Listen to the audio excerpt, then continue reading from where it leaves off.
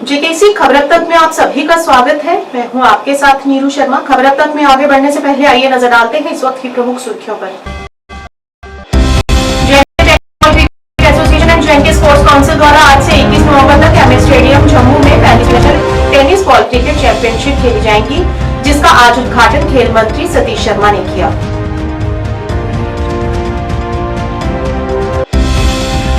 स्वास्थ्य मंत्री सकीना इटू ने आज श्रीनगर में डेंटल कॉलेज का किया दौरा और समाज में डॉक्टरों की अहम भूमिका पर प्रकाश डाला।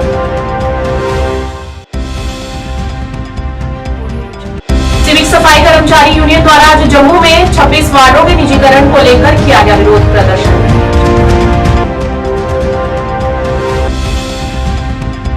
बाल कल्याण समिति और जिला कानूनी सेवा प्राधिकरण ने लाल चौक में एक अभियान के तहत 15 बच्चों को किया रेस्क्यू। अब समाचार विस्तार से। जे&के टेनिस बॉल क्रिकेट एसोसिएशन और जे&के स्पोर्ट्स काउंसिल द्वारा 18 से 21 नवंबर 2024 तक एमए स्टेडियम जम्मू में 35वें पुरुष और महिला senior national tennis ball cricket championship का आयोजन किया गया, जिसमें सभी 28 राज्यों और केंद्र शासित प्रदेश उद्घाटन समारोह का हिस्सा बने। इस मौके पर खेल मंत्री जम्मू कश्मीर यूटी सतीश शर्मा उद्घाटन समारोह में मुख्य अतिथि के रूप में मौजूद रहे। तालियां बजती रहेंगी तो बहुत अच्छा लगेगा।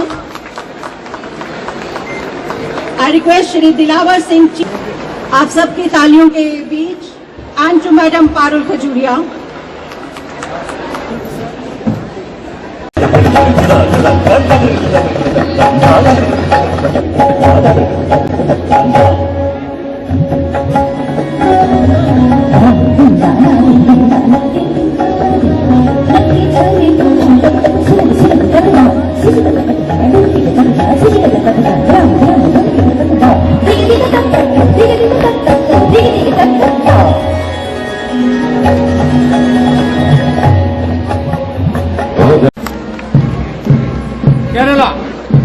केरला की टीम अपना हाथ उठाते हुए अभिनंदन करते हुए मंच के सामने थे, फॉलोड बाय उत्तर प्रदेश की टीम, ये महिलाओं की टीम है, फॉलोड बाय कर्नाटका की टीम मंच के सामने से। इसमें हमारी तरफ से अगर तालियों का जोश इनके लिए हो जाए तो क्या बात। हम सब की जम्मू कश्मीर के सभी लोगों की तरफ से आपका अभिनंदन। मंदिरों के शहर जम्मू में आपका अभिनंदन। जम्मू कश्मीर जो कि इस वक्त खेल का एक मरकज बन चुका है। हमने देखा कि यहाँ पे बहुत सारे नेशनल और आज टेनिस का कितना इम्पोर्टेंट है ये और इससे कितना फायदा होगा जो यूथ है यहाँ पे, जो स्पोर्ट्स लवर हैं, उनको फायदा होगा। देखो, मेरा मानना है कि आज अगर कोई चीज़ जम्मू कश्मीर को बचा सकती है, प्लीज़, आज कोई चीज़ अगर जम्मू कश्मीर को बचा सकती है वो स्पोर्ट्स। जो स्पोर्ट्स का महत्व है आज जिस दौर से जम्मू कश्मीर जा रहा है, चाहे बेरोजगारी का आलम है, चाहे ड्रग्स की शिकायतें हैं, चाहे लोगों की मेंटल हेल्थ खराब हो रही है। सिंस एथेंस की जब से गेम्स हुई थी, ओलंपिक शुरू हुए थे और आज तक उसकी इम्पोर्टेंस जो है दिन ब दिन बढ़ती जा रही है। पोस्ट कोविड जो समाज की हालात है, न्यूक्लियर फैमिलीज़ हैं, तो कहीं ना कहीं बच्चे डिप्रेशन का शिकार हो रहे हैं और स्पोर्ट्स एक ऐसा ज़रिया है जिसके ज़राए से हम इसको बेहतर कर सकते हैं। और जम्मू कश्मीर का चूँकि हम अभी 1 महीना हुआ हमें आए हुए, हमें सिस्टम दुरुस्त करना है, कहीं कमियां हैं और कहीं बहुत अच्छा काम हो रहा है। तो जिन्होंने अच्छा काम किया उनको शाबाशी देंगे, जहां कमियां हैं तो वो निशानदेही करती जाएगी, है ना। तो आप सबका, मीडिया वालों का बड़ा अहम रोल है। मेरिट पे बच्चे सिलेक्ट हों, स्पोर्ट्स की पॉलिसी में थोड़ा बहुत जो भी बदलाव करने की ज़रूरत है वो भी करेंगे।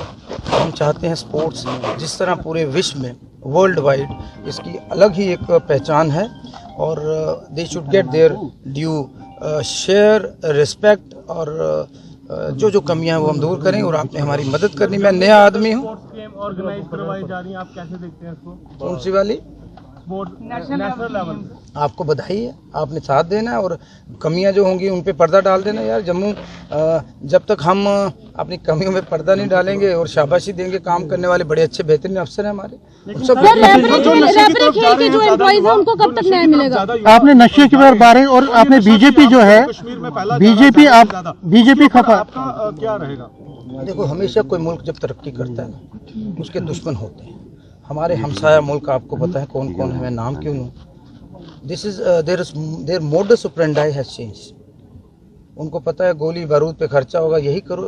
हिंदुस्तान जवान मुल्क है, चाइना एक बुजुर्ग मुल्क है, इसकी जवानी को तबाह करो और उनका टारगेट यही है। तो हम चाहेंगे कि नशे पे सख्त कार्रवाई की जाए, उसमें हमें पुलिस वाले साथियों की बहुत तावन की जरूरत है। रबरी खेल के एम्प्लॉइज भी काफी समय से न्याय का इंतजार कर रहे हैं, कब तक? हमारी उनसे बातचीत हुई थी कि स्टेडियम को रक्षा करने के लिए क्या किया जा सकता है। उन्होंने कहा इस पिच को तैयार करने के लिए इंफ्रास्ट्रक्चर की जरूरत है, पैसों की जरूरत है। अंतर्राष्ट्रीय लेवल का ये स्टेडियम है, लेकिन अंतर्राष्ट्रीय खिलाड़ी यहाँ पर आए हैं, लेकिन वो सेटिस्फाई नहीं हुए। कमियां हैं, मैं बता रहा हूं, पिछले 11 सालों की कमियां हैं, उनको भी दूर करना है। उससे पहले भी जो सरकारें वक्त वक्त पर रही हैं, स्पोर्ट्स की तरफ ध्यान नहीं दिया। स्वास्थ्य एवं चिकित्सा शिक्षा मंत्री ने आज डेंटल कॉलेज श्रीनगर का दौरा किया। उनके साथ डॉक्टर सईद आबिद राशिद शाह भी उपस्थित रहे। अपने दौरे के दौरान उन्होंने अस्पताल के विभिन्न वार्डों का दौरा किया और मरीजों से मुलाकात भी की। इस मौके पर एक कार्यक्रम का भी आयोजन किया और कॉलेज के छात्रों द्वारा रंगारंग कार्यक्रम भी प्रस्तुत किए। अपने संबोधन में उन्होंने डॉक्टरों की महत्वपूर्ण भूमिका पर प्रकाश डालते हुए उन्हें भगवान का दूसरा रूप बताया। किसी का रोल है, वो आप सबका रोल है। लोग किसी पे यकीन करते हैं जब वो बीमार होते हैं तो वो डॉक्टर्स के ऊपर करते हैं। आपकी पूरी टीम जो है उनको मुबारकबाद देना चाहती हूँ।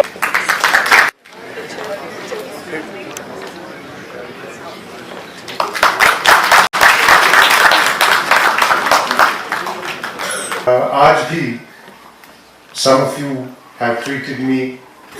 Whenever I sit on that dental chair, I am taken back to my childhood when somebody would pull out tooth. Nowadays they don't pull out teeth, they do root canal and blah blah blah. But it's always in your own minds a very strange experience. May or may not be recognized in the society. Your role as healthcare professional is absolutely no less significant than anybody else working in.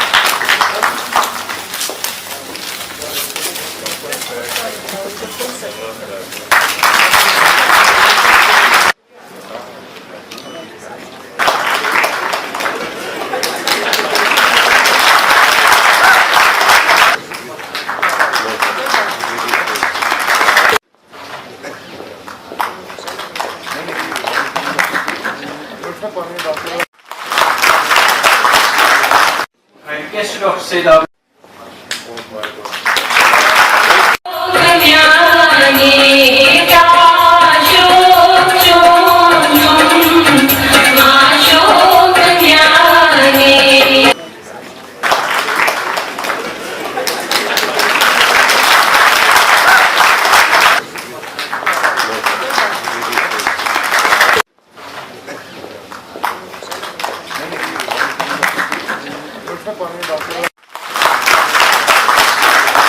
I request Dr. Said Abid.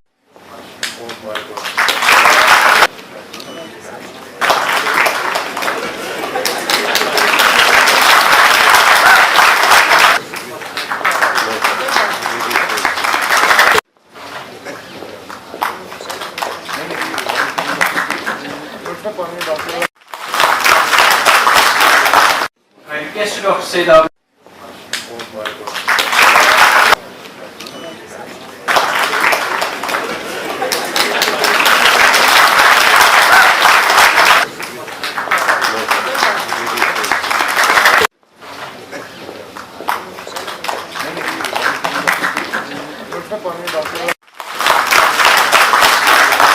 I request Dr. Said Abid.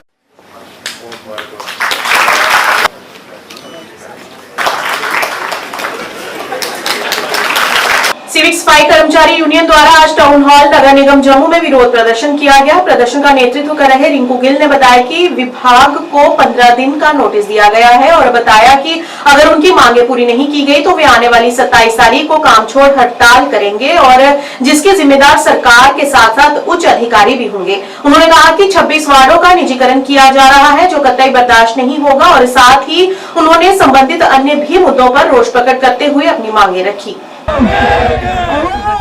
अपने हक मांगते, हम अपने अपना हक मांगते, नहीं किसी से भीख मांगते, हम अपना हक मांगते, नहीं किसी से भीख मांगते।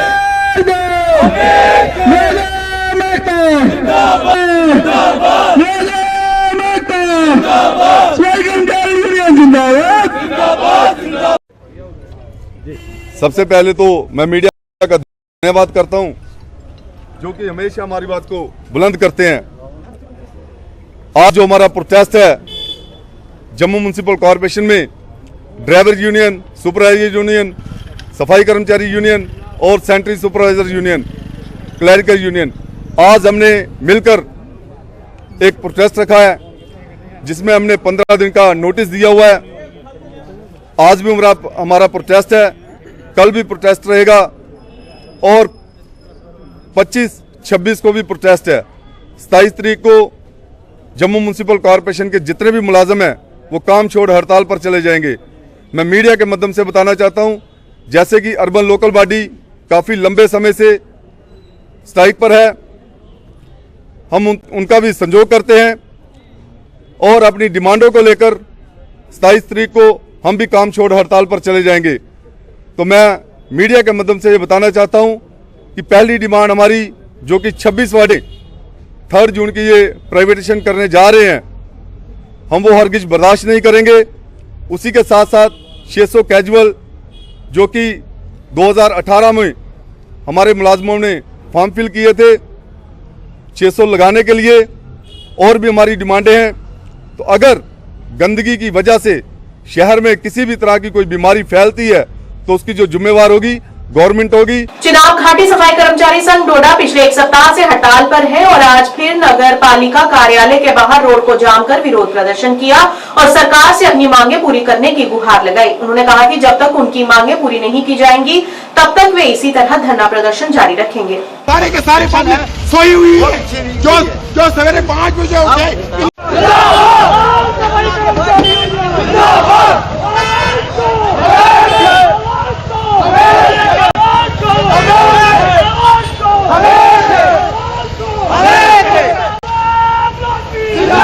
ये चाहती है कि हम बच्चे लेकर रोडों में आए, अभी तो कुछ नहीं है, अभी तो कुछ नहीं है, अभी तो हमने रोड ही ब्लॉक किया है।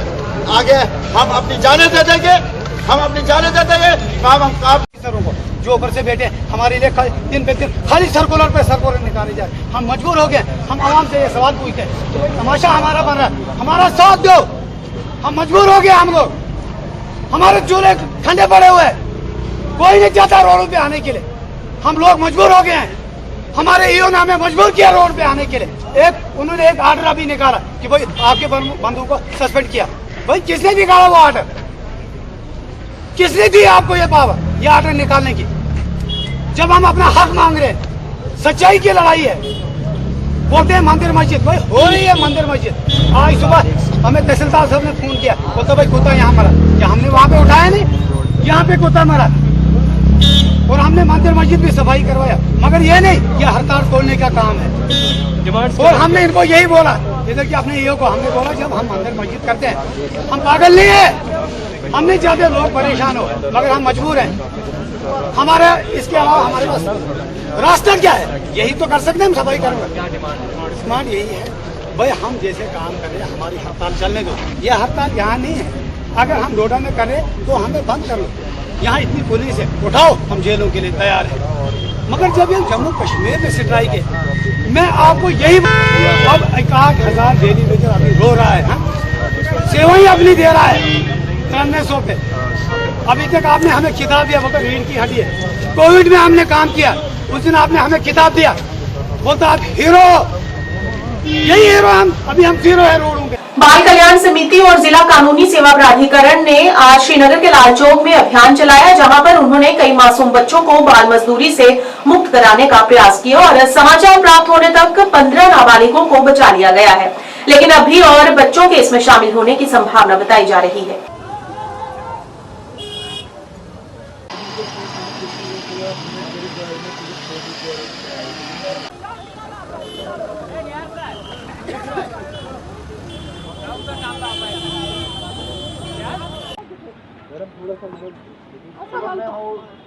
बता दो उनको भी, कौन सा?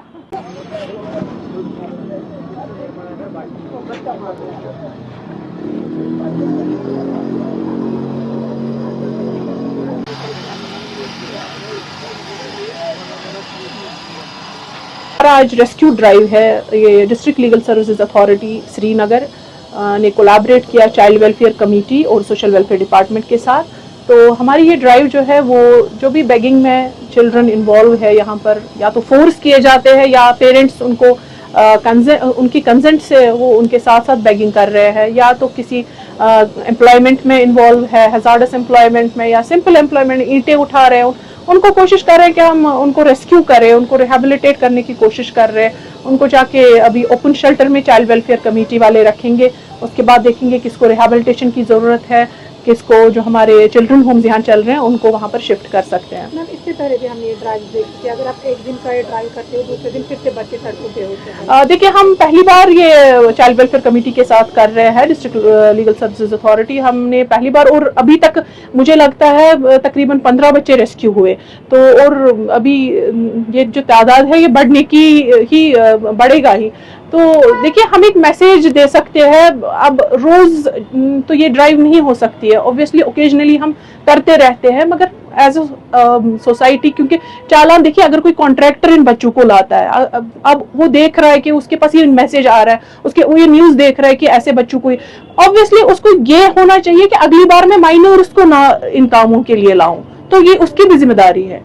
मैम, जो बच्चे यहाँ पर यूनिफॉर्म पहन के होते हैं तो उनके लिए क्या कुछ कार्रवाई है? देखिए, हमारी ड्राइव के दौरान हमने देखे यूनिफॉर्म में बच्चे, और हमने उनको भी थोड़ा अवेयरनेस दिया कि उनको इस वक्त क्लासरूम्स में होना चाहिए, और कुछ बच्चों के पेरेंट्स से कांटेक्ट करने की कोशिश की कि उनको बोलने की कि आपके बच्चे यहाँ पर है, क्या आपको पता है? तो इसमें पेरेंट्स की भी जिम्मेदारी है, टीचर्स की भी जिम्मेदारी है, और स्कूल एडमिनिस्ट्रेशन की भी जिम्मेदारी बनती है। गृह मंत्रालय, भारत सरकार और बाल मुख्यालय सशस्त्र सीमा बल नई दिल्ली के निर्देश पर 2 बटालियन एसएसबी पट्टन ने कश्मीर घाटी के 28 महिला युवाओं के लिए Comtech institute of boutique and tailoring Pattan Baramulla में 1 महीने की अवधि के लिए सेवा, सुरक्षा और भाईचारे के आदर्श वाक्य के साथ सिलाई पाठ्यक्रम का व्यावसायिक प्रशिक्षण आयोजित किया था, जिसका 28 कश्मीरी महिला युवाओं के लिए सिविक एक्शन प्रोग्राम के अंतर्गत सिलाई पाठ्यक्रम कर व्यावसायिक प्रशिक्षण का समापन आज हुआ। इस प्रकार से प्रशिक्षित किया गया है कि यह लोग आत्मनिर्भर बन सकती हैं तथा अपने परिवार में अपना आर्थिक योगदान। आप सबके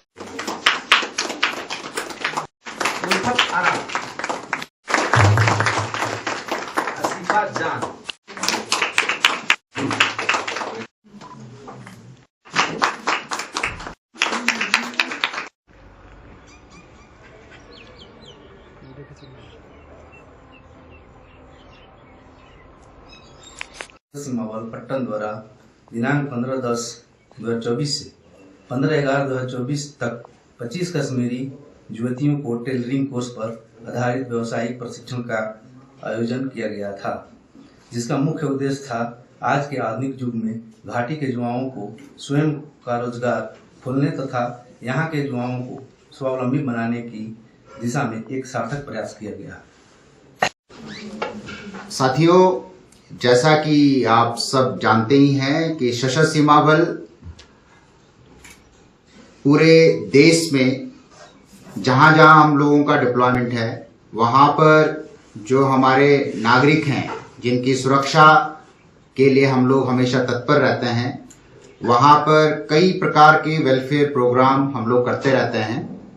जैसा कि हमारे बल का ही उद्देश्य है सेवा, सुरक्षा और बंधुत्व, उसी भावना के तहत विभिन्न प्रकार के कार्यक्रम हम लोग साल भर आयोजित करते रहते हैं। उसी की कड़ी में द्वितीय वाहिनी सशस्त्र सीमा बल पट्टन प्रत्येक साल कई प्रकार के वेलफेयर प्रोग्राम, जिसमें तो मैं आप लोगों से यही आशा करता हूं कि हमारे जो ट्रेनर्स हैं जिन्होंने आप लोगों को सिखाया, उससे आप लोगों को काफी कुछ सीखने को हमने इसमें पार्टिसिपेट किया। एसएसबी पैटर्न की तरफ से हमें ये मिला था 1 मंथ के लिए। इसमें हमने सीखा कि मतलब पढ़ने के साथ साथ हम रोजगार भी अपना कमा सकते हैं, मतलब किसी के ऊपर डिपेंड नहीं रहेंगे। तो आज हमें उसकी सर्टिफिकेट नहीं मिल गई। कटिंग थोड़ी सी सीख ली, लेकिन वो पूरा सीख लिया। जी, आपका नाम? सकीना अख्तर। ये टेलरिंग सीखी है जो इस एसएसबी की तरफ से हमें 1 महीना का कोर्स था। उसमें हमने टेलरिंग, स्टिचिंग वगैरह सीखी है जो कमटेक इंस्टीट्यूशन में हमें सिखाया गया है। बाकी लड़कियों की नहीं, इसमें क्या शर्माना है। आजकल ये हमें एक लड़की के लिए बहुत ही ज़रूरी है, पढ़ाई के साथ-साथ कुछ अर्न करना भी ज़रूरी है। क्योंकि हमें ये सोचना चाहिए कि हमें किसी पे बोझ नहीं बनना चाहिए ताकि हम अपनी पढ़ाई के साथ-साथ कुछ स्किल्स भी सीखें। क्योंकि अगर एक औरत एक स्किल सीखती है तो एक घर तक महदूद नहीं रहता है बल्कि वो और को भी सिखा सकती है। अगर एक लड़का स्किल सीखता है तो एक घर तक ही महदूद रहता है। सीमा बल पूरे देश में जहाँ जहाँ हम लोगों का डिप्लॉयमेंट है वहाँ पर लोगों के लिए वेलफेयर प्रोग्राम्स साल भर आयोजित करते रहते हैं। उसकी ही कड़ी में सशस्त्र सीमा बल द्वितीय वाहिनी पट्टन के द्वारा यह एक वोकेशनल प्रोग्राम आयोजित किया गया था जो कि 1 महीने का था और इसमें 28 यहाँ की होनहार जो हमारी बहनें हैं उन्होंने पार्टिसिपेट किया। यह वोकेशनल ट्रेनिंग टेलरिंग कोर्स से संबंधित था और जिसका आज समापन हो रहा है और इसी संबंध में यह जो आयोजन है उसको यहाँ पे आयोजित किया गया था। बच्चियां यहाँ पे 28 हमारी बहनों ने इसमें पार्टिसिपेट किया है जिनको वोकेशनल ट्रेनिंग दी गई है टेलरिंग की। कितने देश का था? यह 1 महीने पूरा, आज इसका 1 महीना समाप्त हुआ है तो 1 महीने जैसे कि मैंने बताया कि हम साल भर इस प्रकार के आयोजन करते रहते हैं। लास्ट ईयर हम लोगों ने 8 वोकेशनल ट्रेनिंग्स की थी जिसमें लगभग 330 हमने विभिन्न जो अलग अलग जिसमें बॉयज भी थे गर्ल्स भी थे उनको वोकेशनल ट्रेनिंग दी थी। इसके अलावा हम लोगों ने 1000 के लगभग जो यहाँ के युवा हैं उनको नशा मुक्ति के लिए उनके लिए विभिन्न प्रकार के प्रोग्राम आयोजित किए गए थे। इसके अलावा जो इंडिया टूर का हमारा एक विशेष प्रोग्राम होता है ताकि यहाँ के युवा बाकी जगह के युवाओं से मिलें, इंटरेक्शन करें और अपने देश को जाने समझें। इसी संबंध में इस साल भी अभी हमारे कई सारे वोकेशनल ट्रेनिंग हम लोग करवा रहे हैं जिसमें बेसिक कंप्यूटर कोर्स का एक वोकेशनल ट्रेनिंग होगी। दूसरी जो कंप्यूटर एंड लैपटॉप की रिपेयरिंग का भी हम लोग एक यहाँ पे ट्रेनिंग करवाएंगे कि जो कि दोनों की मियाद 1-1 महीने की होगी। इसके अलावा भारत दर्शन टूर भी हम लोग आयोजित करवाने जा रहे हैं जो कि आगामी कुछ दिनों में हम लोग इसको कंडक्ट करवाएंगे। जम्मू और कश्मीर के ओडीओपी और डीएच के तहत उत्पादों और पीएम विश्वकर्मा योजना के लाभार्थियों के लिए जिला स्तरीय ई कॉमर्स ऑनबोर्डिंग अभियान प्रशिक्षण एवं कार्यशाला आयोजित किया गया जिसमें आए हुए लाभार्थियों को योजनाओं और उनके लाभों के बारे में जानकारी दी गई। मतलब वो दूसरी बारी लोग ले सकते हैं 2 लाख रुपए। तो इसी तरह जितने भी टेलर है, दर्जी है, फिशिंग है, टेलर है, वॉशर है, तो ये आप इसके 18 ट्रेड्स गवर्नमेंट ऑफ इंडिया ने। मेरा नाम आदित्य है। हम JKTPO Jammu and Kashmir trade promotion organisation से आए हैं जो कि department of industries and commerce Jammu and Kashmir government के अंडर काम करता है। आज का जो प्रोग्राम है ये PM विश्वकर्मा स्कीम जो है जो लॉन्च हुई है उसके जो बेनिफिशरीज़ हैं जो रजिस्टर हुए हैं उसमें उनके लिए हमने रखा है ई कॉमर्स ऑनबोर्डिंग ड्राइव जिसमें कि हम इनका जो बिज़नेस है इनको मदद करेंगे ऑनलाइन प्लेटफॉर्म्स पे ले जाने के लिए, जैसे कि फ्लिपकार्ट है, अमेज़ॉन है, मीशो है, कई सारे प्लेटफॉर्म्स हैं जिससे कि इनका काम जो है ये देश के अलग अलग कोने में कर सकें और अल्टीमेटली इनका काम जो है बढ़े। धन्यवाद। सर जैसे बात करें जिस स्कीम से लेकर काफ़ी युवा को पूरा नॉलेज नहीं होती है, आगे पीछे घूमते हैं फिरते हैं लेकिन फिर भी उनको नॉलेज देते हैं। अच्छा आप किस तरह से आप उनको अच्छा गाइडलाइंस देंगे कि उनको इन स्कीमों के बारे में बताएं? Department of industries and commerce की कई सारी स्कीम्स हैं जैसे PMEGP हो गई, वैसे ही विश्वकर्मा स्कीम नहीं आई है। ये जो छोटे कारोबारी हो गए या फिर छोटे जो हाथ से काम करते हैं उन लोगों के लिए, उन लोगों को बढ़ावा देने के लिए स्कीम को लाया गया है तो वो इसका पूरा बेनिफिट ले सकते हैं।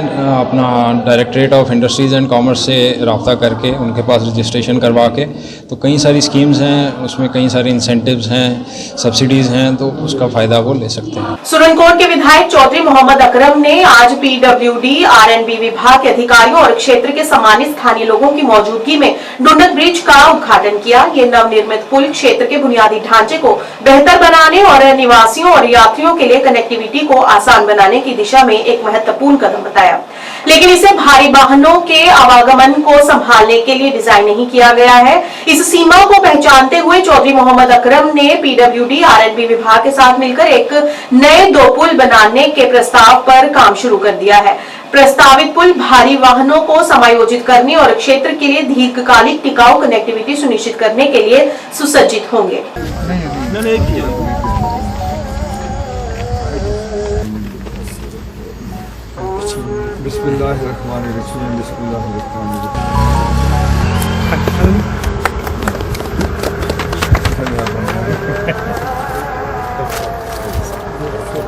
कितना समय बंद था?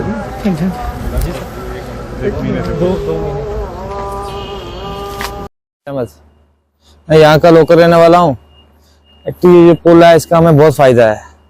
तो यहाँ थोड़ा बहुत क्रैक हो गया था, कुछ गाड़ियाँ ओवरलोड आ रही थी, तो कुछ लोगों ने सामान ही यहाँ से निकाल लिया। तो मैं सबसे पहले इनका शुक्रिया अदा करना चाहता हूँ। ये हमारे बहुत क्लोज हैं, वरना भी बहुत अच्छे इंसान हैं। इन्होंने जी ठेकेदार साहब है, इन्होंने बहुत अच्छा काम किया यहाँ पे। एक तो पहले इनको सामान ही नहीं मिल रहा था यहाँ से, फिर यहाँ से गए बाहर कहीं सामान लाया इन्होंने जाके, कुछ सामान यहाँ से चोरी हो गया था। तो इस वजह से अब तो बहुत अच्छा काम चल हुआ है यहाँ पे। तो बाकी हम अपने जो अखबार है उनका भी शुक्रिया अदा करना चाहते हैं हम। तो काम बहुत अच्छा हुआ है। ये एक्चुअली यहाँ की जो पब्लिक थी, पब्लिक ने पहले यहाँ से हमें बोला कि नहीं जी पुल का नुकसान हुआ है, तो फिर हमने सोचा कि चलो नुकसान तो हुआ है, फिर कुछ देर हमने बंद कर दिया यहाँ। क्योंकि ये जो ब्रिज है ये इसको बोलते हैं वैली ब्रिज, और ये ज़्यादा हैवी लोडेड गाड़ियों को इस पर चलने में दिक्कत आ रही थी और नुकसान हो गया था। इसलिए मैं आपकी वसातत से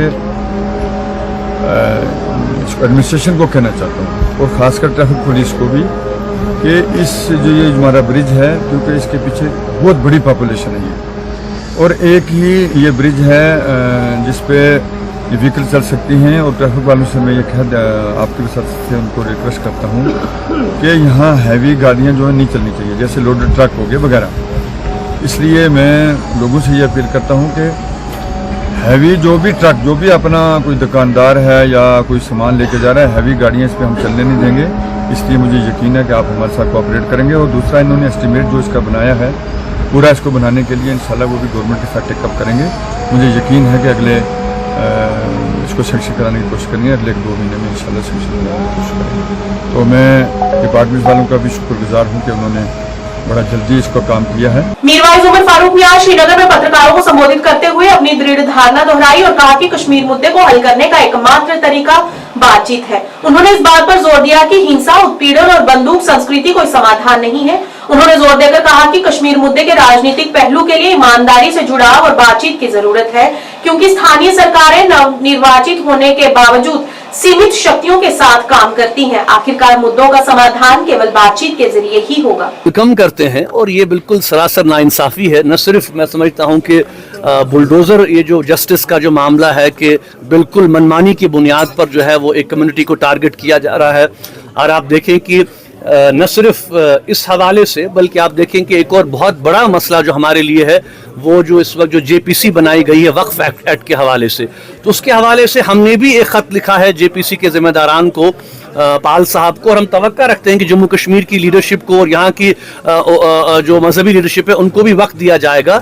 हम इंतज़ार कर रहे हैं कि वो हमें वक्त दें ताकि हम अपनी तहफ़्फ़ुज़ात जो उनके तक पहुँचा सकें, क्योंकि हमने बार बार ये कहा है कि ये एक नाकाबिल कबूल अमल है पूरे मुसलमानों के लिए।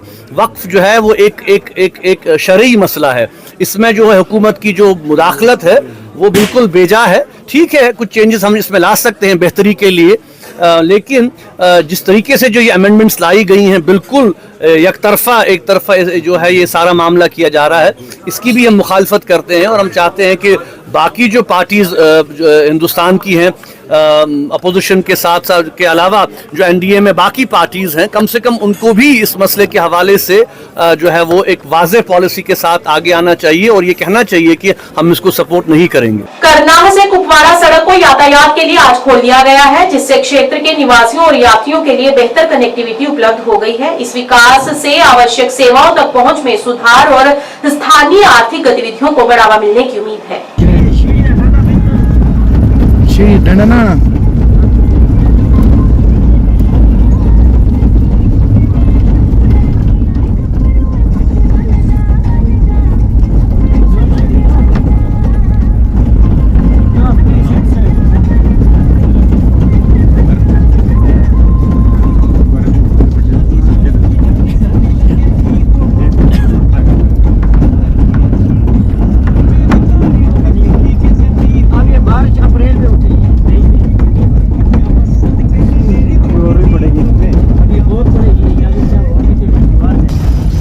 ट्राला आया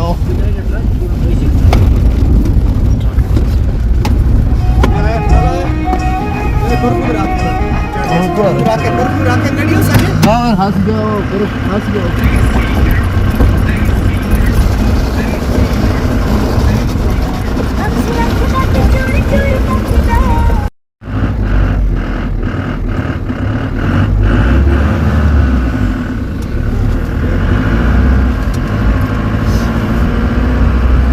गैप रखी है सर चढ़ मेरे गैप रखी है